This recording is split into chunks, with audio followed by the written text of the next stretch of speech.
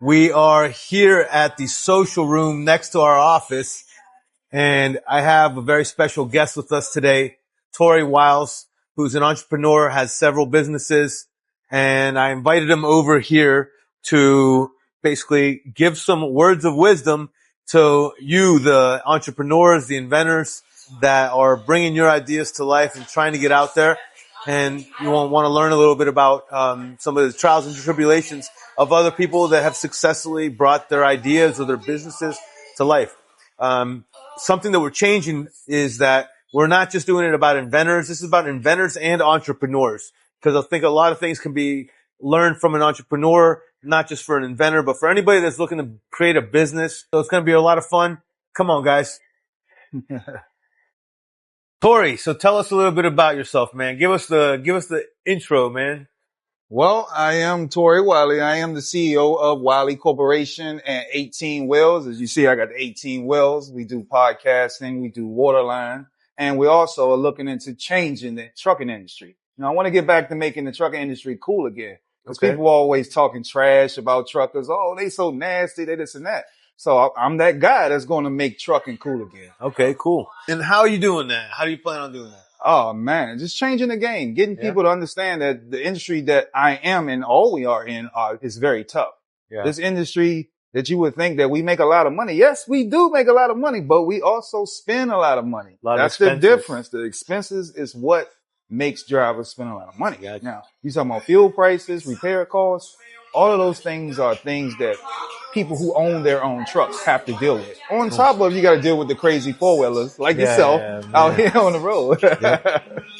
So we're going to do a rapid fire, 10 questions, 10 minutes. All right. So, we're just going to start shooting, man. Gotcha. And, I had given you the option to pick a number, and you picked number four. Number four. It's actually my favorite question. How do you validate an idea before investing time and money into it?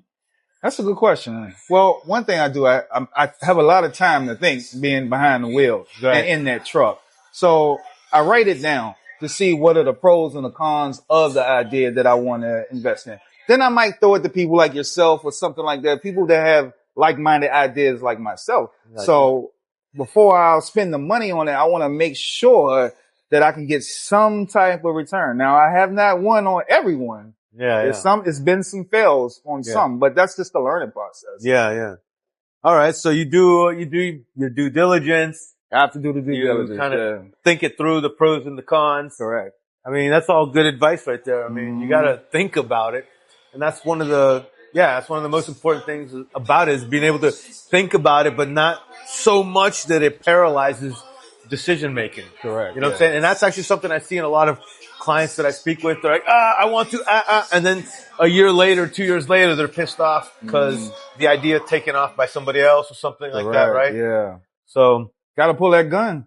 You know, some things that I wish I would have pulled a little earlier. Yeah. But hindsight, man. Hindsight's 20/20, right? Yeah. And with COVID happening, it really had my wheels spinning. You know what I mean? Like, I can do this. I can do that. Yeah. You know, because you had so much time to think, everything being shut down. So, yeah, that's what it was like. COVID was an interesting time, man. We don't talk about it enough anymore, I think. I mean, everybody kind of just put it in the past. And I mean, it was a good time for Lime because we had a lot of people with a lot of time on their hands.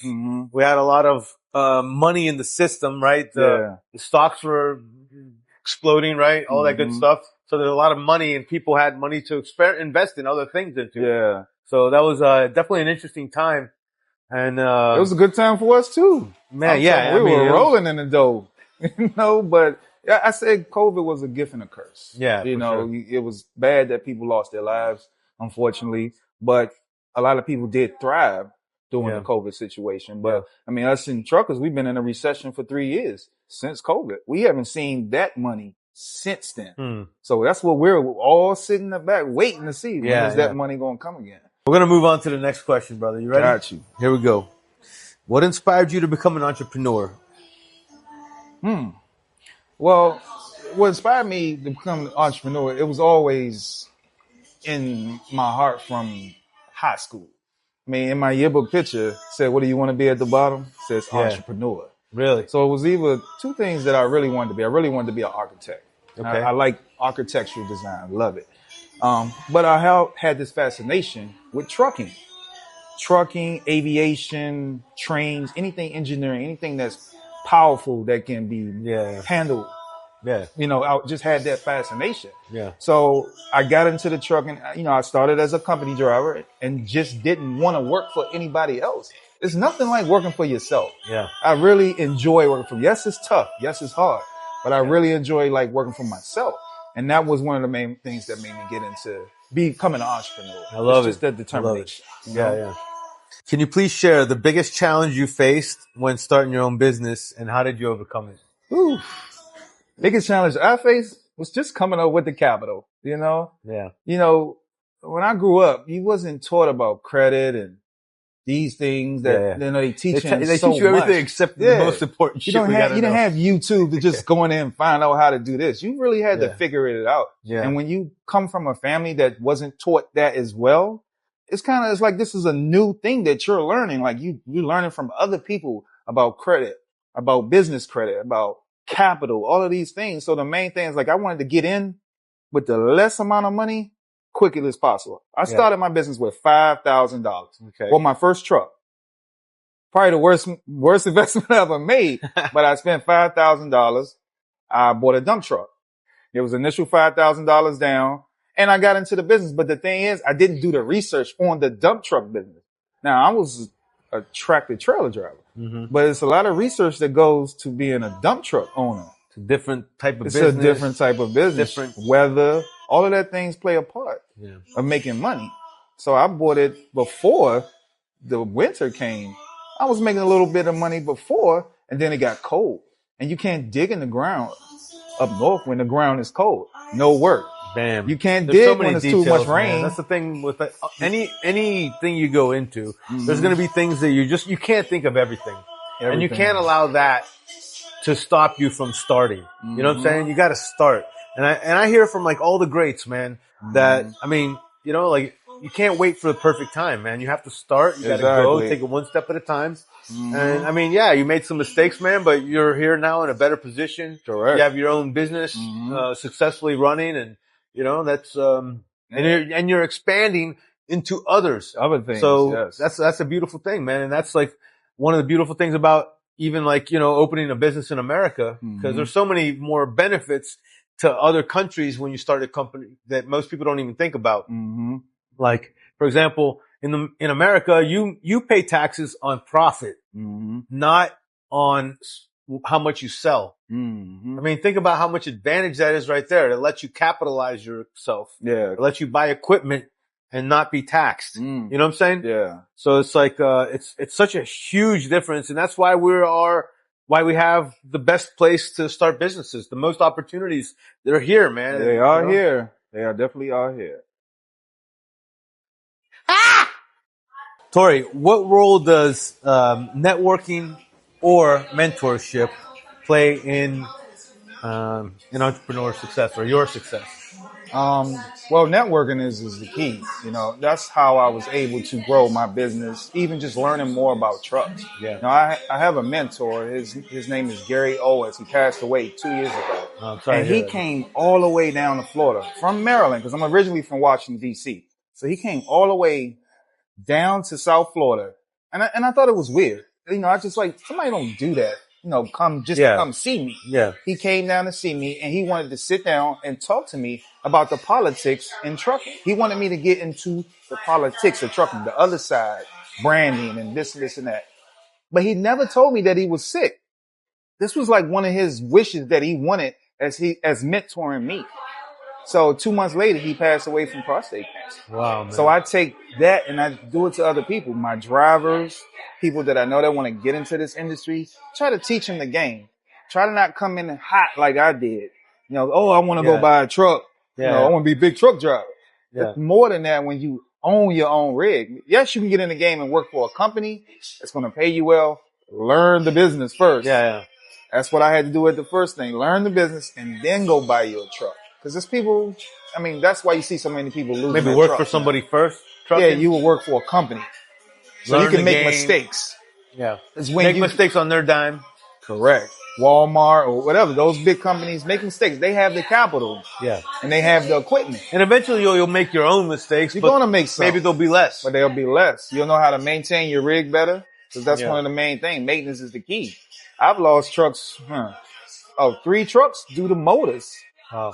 Because I wasn't doing the research on the type of oil that I should have been using. Really? Yeah. So all of that stuff plays a key factor. So I try to teach people like how I was taught. Do this, pass it down. A lot of people don't want to teach anymore in this game. So I'm still doing it to this day. How do you handle competition and differentiate yourself in a crowded market? Well, right now we are in a saturated market. I mean, everything that I'm doing from trucking to the waterline to podcasting, everybody has a podcast. And your podcast has to be unique. Everybody has water out here, but what's so different between my water and your water? Yeah.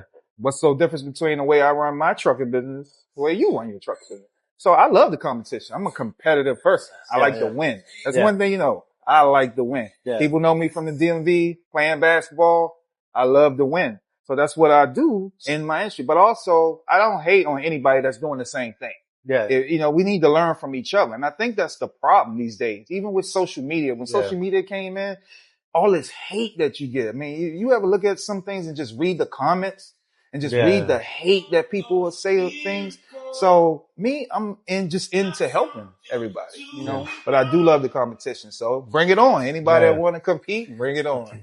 I say a lot of people thrive on it, man. I mean, in a lot of ways, competition is good for us, man. It makes us want to, find our angle or like how can we do something that's not being done, right? To make the experience of our clients be better than, make us want to do better. I think a little competition, but when you start throwing hate in the competition, I think that's where it gets messed up. Yeah. All right, man. It's come that time in the podcast to ask the final question. What's that? No, I'm not getting married again. No? Okay. Let's strike that, dude. You never know who you might meet the perfect woman tomorrow, bro. Don't say that. Don't say if J-Lo is coming down the street, maybe. Man, have you ever seen all the pictures of that Ben Affleck all sad and pissed off? You sure you want that? You got the wrong guy for, bro. Wrong guy. All right, man. So if you could give one piece of advice to someone who wants to turn their idea and start that new business, what would it be? Get good people in your circle. Start from there, because the people in your circle are going to help you and going to push you to where you need to be. And if you have people that's negative in your circle, they're going to think negative, then you need to evaluate your circle. Yeah. And you don't have to not talk to them, but you just need to push them away from the things that align yourself with the things that you're trying to do. So that's the number one. And that's one thing that I didn't learn. I thought, having all these friends and being the cool guy was the thing, but no, how many of these people talk to you? How many call you, say, hey, how are you doing? Mentally, physically? Nobody does. So that's one thing that I tell people when they get into this, put the right people in your circle, and do the research on anything that you are going to be doing. That's definitely something that keeps coming up in our conversation, is to do the research. Seems like you've learned that, a lot. The more research you do early in the project, and this, I believe in this, man. 100%. Yeah. I'm an industrial designer. It's like problem solving is a science, basically, right? Do your research. What is the competition doing? How can I differentiate? Boom, boom, boom, boom. Here's my concepts, right? And you can't do it all by yourself. That's another thing. I used to be one to just do everything myself. I was the podcast, the videographer, the boss, the CEO. That's just too much. I'm running myself crazy. So now you just got to get the right people to do that stuff for you. Have the right people to do that stuff for you. It takes the weight off your shoulder, and you can continue to be the CEO of your company instead of being the YouTuber and this and this and that. Yeah. So those are just the main things that, we get it. Brother, cheers to you, man. Thanks for making time for us to sit down and talk together a little anytime. Bit. We'll talk offline. We'll talk a little bit more about how we can help your brand, potentially create some new products. Yeah. And, Tori, if somebody's looking to hire you to move production, move something somewhere, right? use your trucking services, how can they reach out to you, man? You can reach out to WileyCorporation.com. You know, if you want to get into the 18 Wheels brand, which is I'm wearing on my shirt, you can look us up on 18wheelsstore.com. We have our own online store, and we also have our own talk show podcast, which is the 18 Wheels Talk Show Podcast, and that's at 18wheels1.com. And you also can listen to it on any platform, Spotify, iHeartRadio, Pandora, anything you like to listen to your podcast on. You can listen to the 18 Wheels Talk Show Podcast. Nice. Got an Instagram? Instagram, 18 Wheels 1 on Instagram. Anything 18 Wheels, I own 18 it. Wheels 1. 18 Wheels 1. Awesome. So all you do is look up 18 Wheels. You can even Google 18 Wheels. That's Good me. stuff. I love it, man. Hey guys, big props also to Social Room for letting us just hang out here and shoot. Luckily we get there right at the time where there's not that many people around. And, I also want to give a big shout out to Julian. This guy creates such cool content with us, man. He's been, just definitely a blessing, you know, to help put that special sauce into what we're creating and presenting to you guys. We're really trying to connect with you guys and help give you as much value as possible, and learning from other experienced, inventors, entrepreneurs, manufacturing people, everybody that we can bring in to help guide you and help you learn more about the game. So stay tuned to the next one. We don't know if it's going to be here.